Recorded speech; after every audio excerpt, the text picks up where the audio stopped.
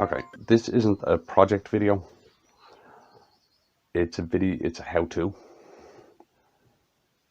3 times on Messenger I've gone through with people how to build your own sharpening system. And I keep actually getting asked about it, so I've decided to do a video on it. Might make it easier for people to understand, right?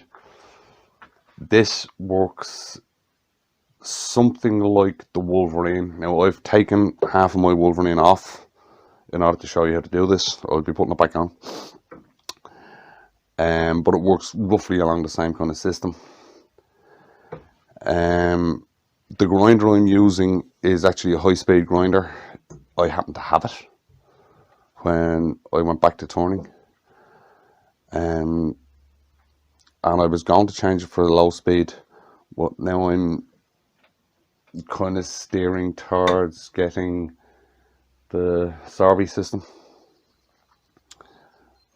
So I'm still hemming and hawing about it. But you should actually have a low speed grinder when you're sharpening toning tools. On one side I have a CBN wheel, which is 180, and on the other side I have a standard 80. One of the questions that comes up is, what grit should I be using? I've had a few people say that they're using 60 or 80 wheels to sharpen. That's far too rough.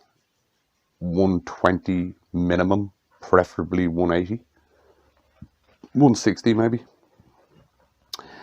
A 60 and an 80 is only useful for shaping your tools, not for sharpening. It doesn't really put a good edge on them, and it eats far too much metal. Right, what you're going to need for this is, it's basically stuff you probably have lying around your workshop or your shed. Right, you're going to need a piece of 2x1, a block of hardwood, round about 2 by 2.5, maybe 1.5 by 2. Right. You're going to need some nuts and bolts. See these things?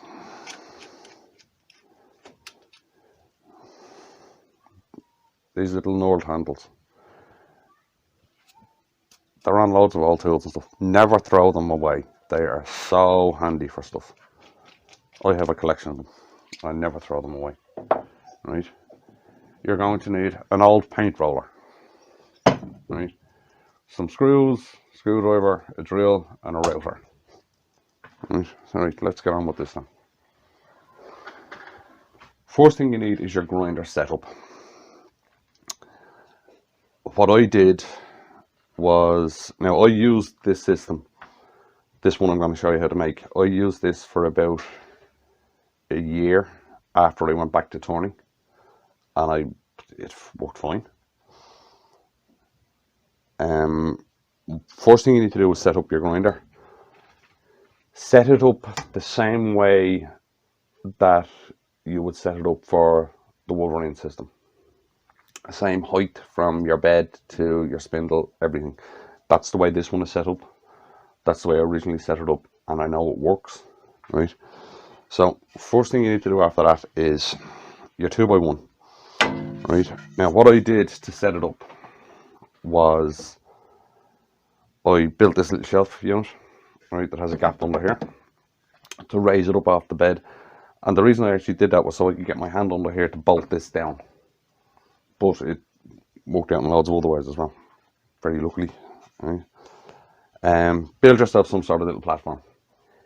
It's much handier than bolting this straight to your bench. Not to mention, it brings it up to a more comfortable working height, but maybe that's just because of the height of my bench, I don't know. What you need to do is, you get your piece of 2x1, right?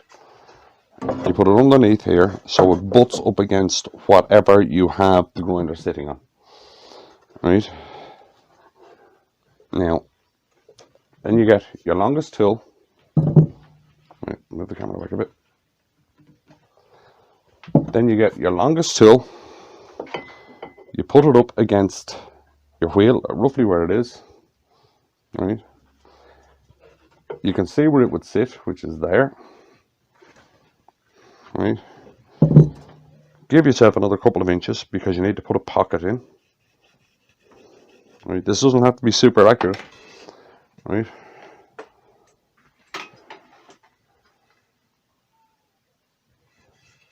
Bring it to whatever saw you happen to be using. A normal saw will do this. You don't need a bandsaw for it, right?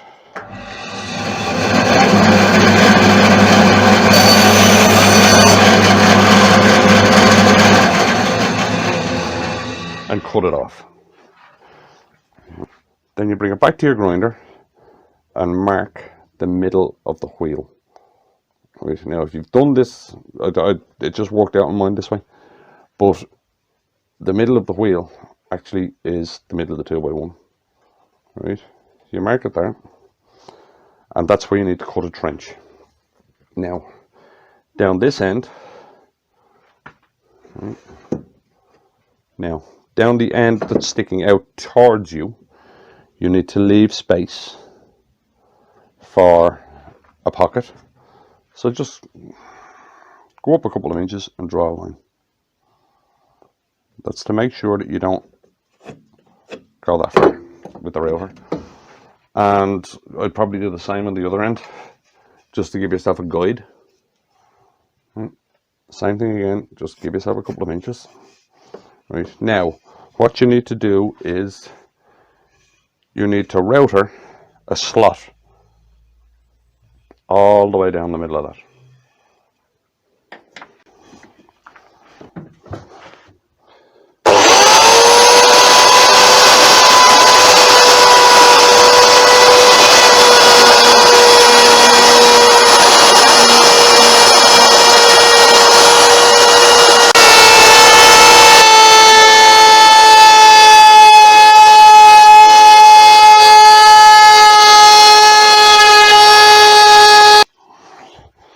And you end up with a piece of 2x1 with a slot in it. Right. I'm just going to hit that with some 80 grit just for to make sure there's no splinters. Now what you need to do is mount it under here. Right. So what you do, put it up so it's butted up against whatever it's sitting on. Right. Now I've loosened this so I can move that out of the way. Right. And you put a mark right in the middle of your slot. Dead center in the slot, which is right there. Right, so that you know where to drill your hole. And get a drill bit that is roughly the same size as the bolt you're using. And drill a hole where you marked.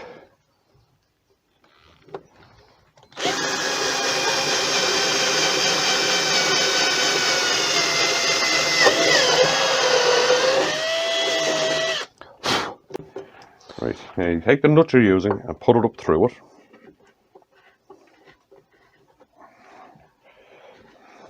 The drill bit was perfect size. It's just a screw in.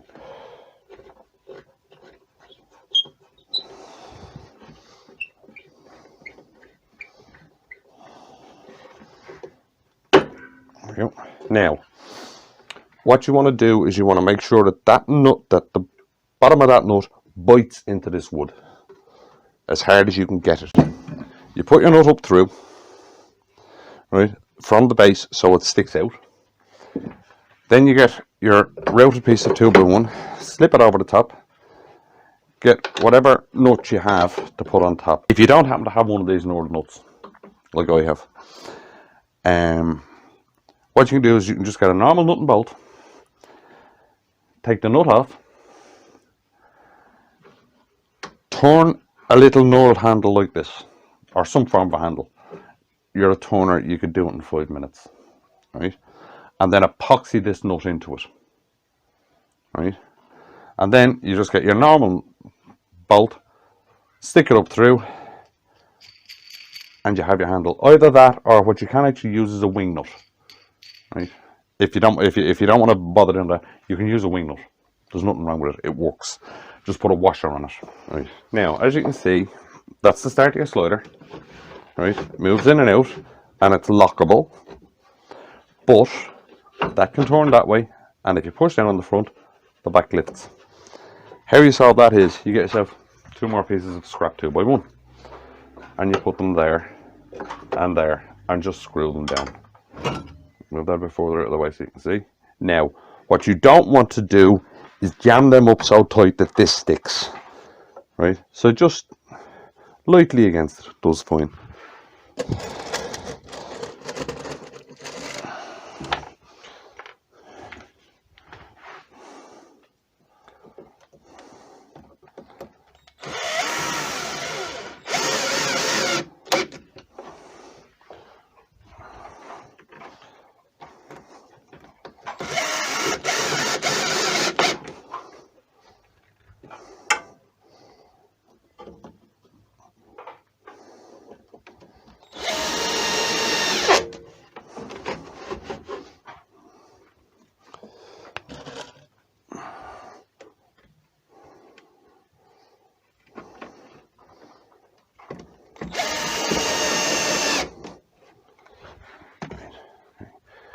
Now, when you have those 2 done, that has stopped that twisting that way, but that still slides.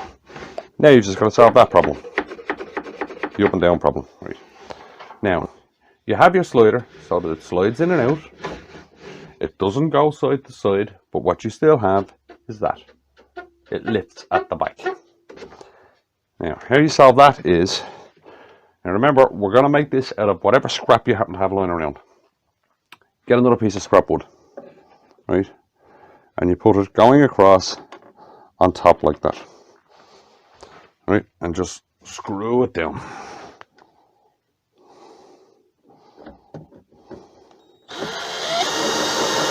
Now, do not over tighten the screws,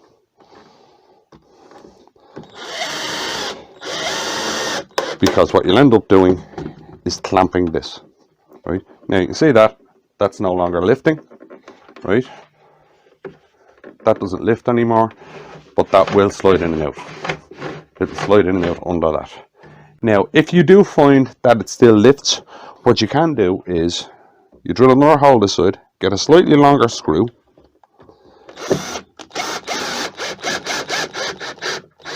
screw it down, but again, don't over tighten it, because you have to make sure that that slides. Right. That's a little tight, so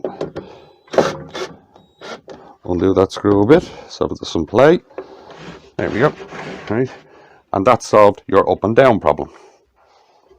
Right. Now, we will put this back together.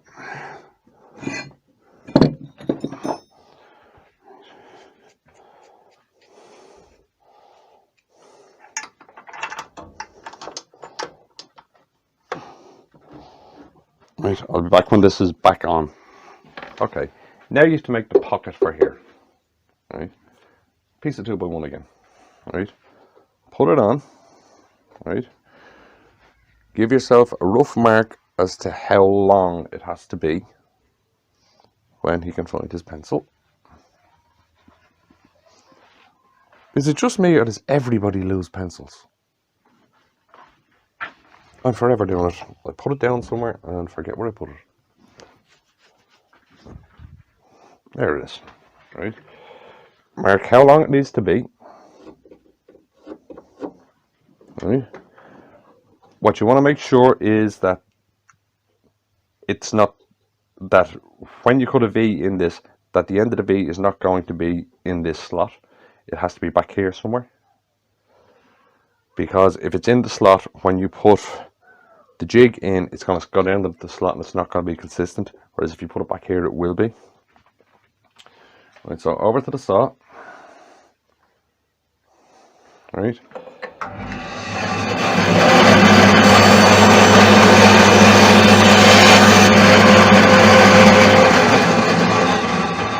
Cut it off. Then again, doesn't have to be super accurate. Roughly mark the middle and mark yourself a rough V. Alright, now take it from me, do not go right out to the edge here because it makes out here very weak. Just, that'll do it. All you're doing is creating a pocket, right? All you're doing is creating a pocket there, right?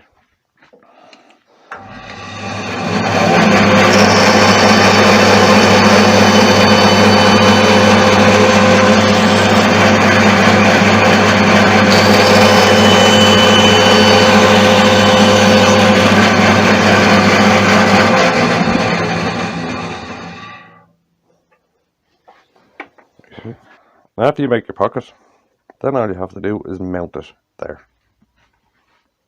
And you have your pocket. Now, the center pocket should line up with the center of that slot that you made.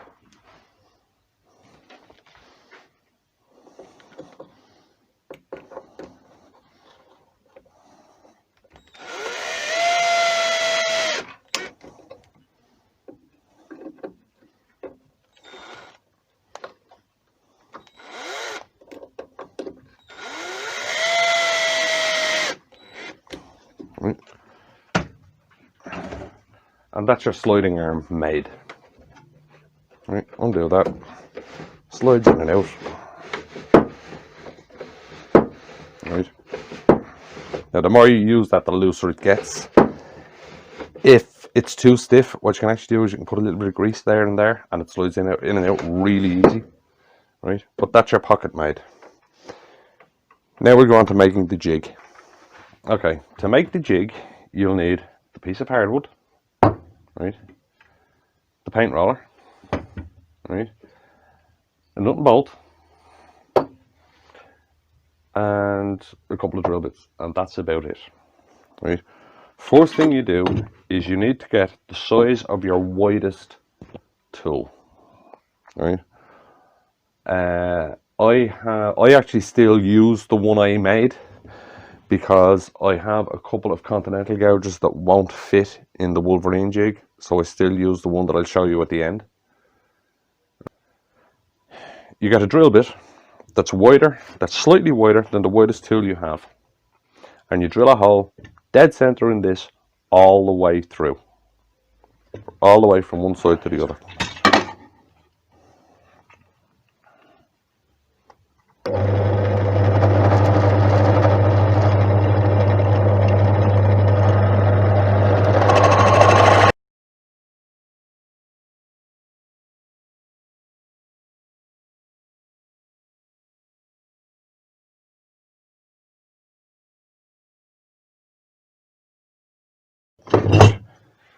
You get a hole all the way through. Okay. Now the next thing you have to do is your nut and bolt, right? What you want to do is on one side, you want to drill a hole deep enough for the nut, right, to sit in, right? Smack in the middle of that hole, coming in from the side.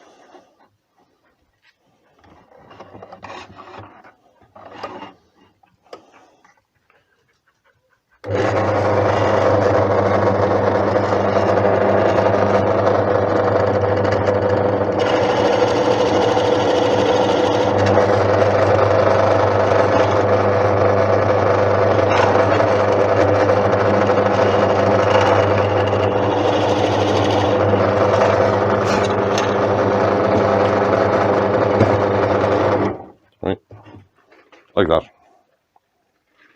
right? And then you epoxy that nut in there. Now you need to drill a second hole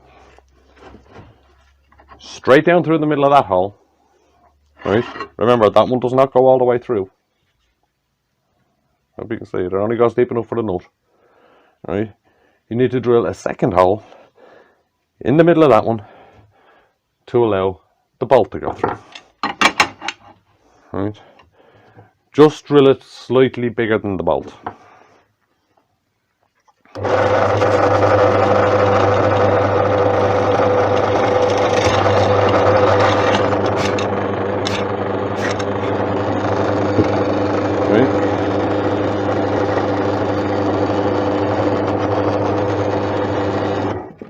So that what you end up with is this. That the bolt will go down into the center of that hole when you turn it.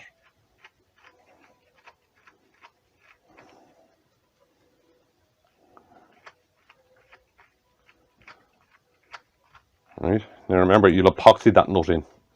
Right, and again, same as with the other thing, turn a knob for the top of that. It just makes it easier on you if you have a knob there. Right, then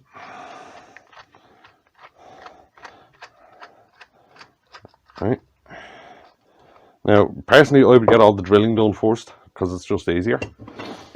Right, now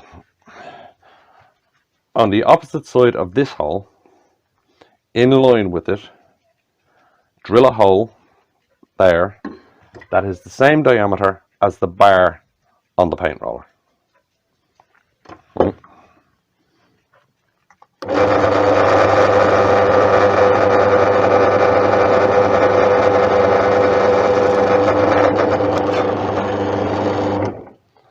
Right, so you end up with a hole there. Right. Now your paint roller. Take your old paint roller and cut it off. Right, cut it there. Right at the end of this bar, and cut it there. Right, and you'll end up with a vaguely L-shaped bar like that. Right. Then what you do is epoxy.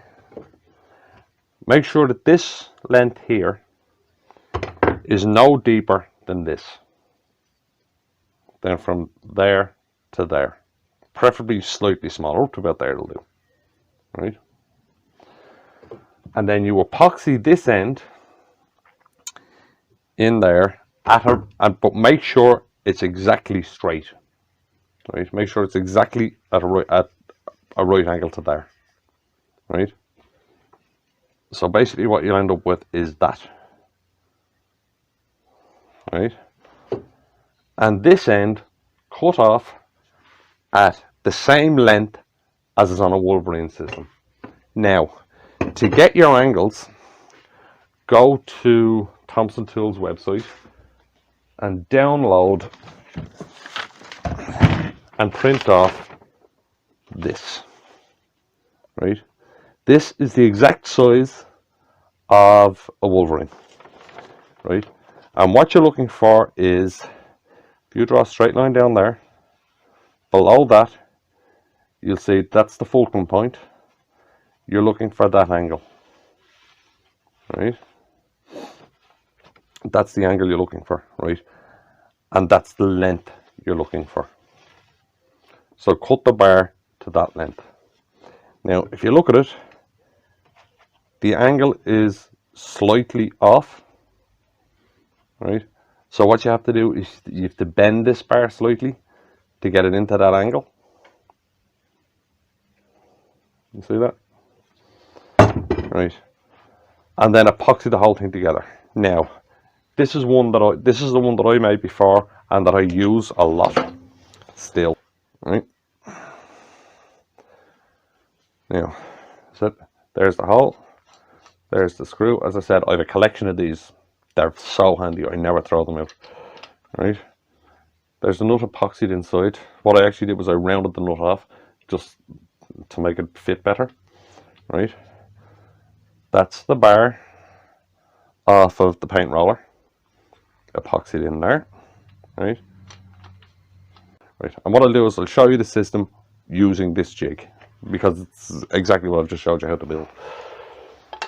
Now, Wolverine say to put in 2 inches. Well, it depends on who you listen to. Some say 2 inches, some say 1.75 inches. I use 2 inches. Right, so I have a little aluminium block here set up that's 2 inches in. Put it in, tighten it up. Now, you have to look down here. Right, now, you have to look down. Where am I? In the middle there. You have to look down here to make sure that this gouge is straight, which that one is pretty much straight. Then over to your system, right? Use the black marker trick. Okay, there's the bevel you want. Color in your bevel. Right. Loosen your jig up, loosen your slider up, into the pocket,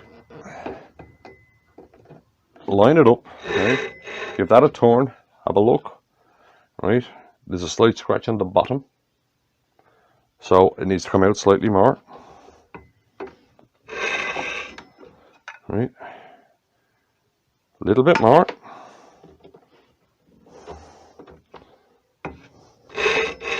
Might be too much, is it? It is. In a little bit.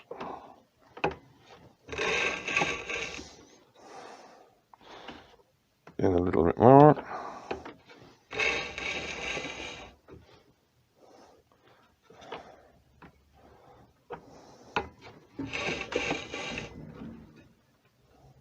Right, now you see the way I have a clean, I don't know if you can see this, I have a clean stripe there through the marker. That means that's set up right for my grind.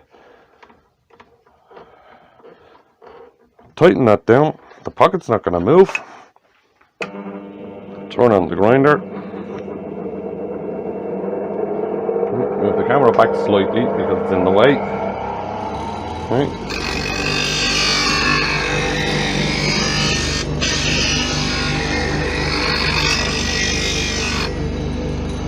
And there's my grind. As you can see, marks are totally gone. And there's my grind. And you can do that every single time. Right? It's repeatable. Right? Just if you don't have a CBN wheel,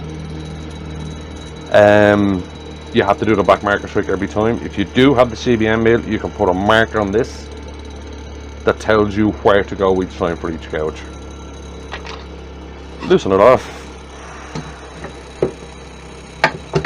put it back, and that's how you make your own sharpening system from scrap you probably have lying around the shed. Now, the last thing you have to do, I should have actually done it when I did this, is put your safety guards back on. Right. In order to set this up, you need to take the safety guard off because you need to measure from here. Right. You need to measure from there to the top of this. Right. I can't remember the exact measurement. I think it's something like 6.5 or 7 inches. I can't remember. But from the middle of this to the top of this, so you actually need to take that off and put it back on. That's still spinning. But the reason it's still spinning is because it's a CBN wheel, it's very heavy. But still in all, put those safety guards back on. Right. So I hope that was useful to somebody. I hope you enjoyed it. And I'll see you in the next one.